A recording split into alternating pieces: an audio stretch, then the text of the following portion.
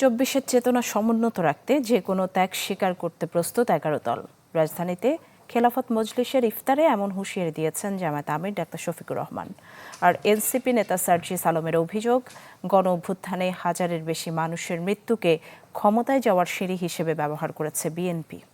Savoy একদম আম সরবে, ইফতারে হোক ঠান্ডা ঠান্ডা আম। পূর্ব এবং রাজধানীতে খেলাফত মজলিসের ইফতার মাহফিল, যাতে উপস্থিত সংসদের বিরোধী দলীয় নেতা সহ ১১ দলের শীর্ষস্থানীয় নেতা ও বিশিষ্টজনরা। এত মানুষের রক্ত। ইফতার পূর্ববর্তী বক্তব্যে সার্জিসের হুঁশিয়ারি, জুলাইকে অবমাননা আর জনগণের সাথে প্রতারণা করে বেশি দিন ক্ষমতায় টিকে থাকতে পারবে না বিএনপি। জোটের অন্য নেতারা নির্বাচনে কারচুপির অভিযোগ করে দায়ীদের বিরুদ্ধে ব্যবস্থা নেওয়ার দাবি জানান। অন্তত 50টি আসন রয়েছে যেখানে 11 দলীয় জোট হারেনি, বরং তাদেরকে হারিয়ে দেওয়া হয়েছে।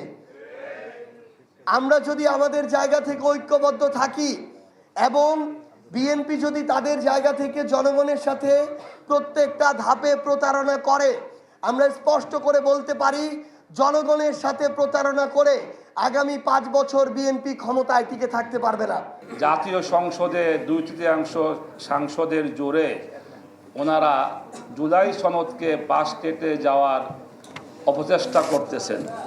আমাদের স্পষ্ট ঘোষণা হলো, জুলাই সনদকে পাশ কেটে যদি যেতে চান তাহলে আপনার সরকারের অবস্থা বেশি ভালো হবে না।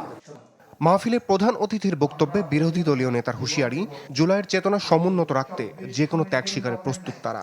জানান, শুধু অন্যায়ের প্রতিবাদ নয়, প্রয়োজনে প্রতিরোধ করা হবে। 24-এ অসংখ্য যোদ্ধা জীবন দিয়ে দুনিয়া থেকে বিদায় নিয়েছে, আমাদের ঘাড়ের উপর তাদের লাশ রেখে গেছে।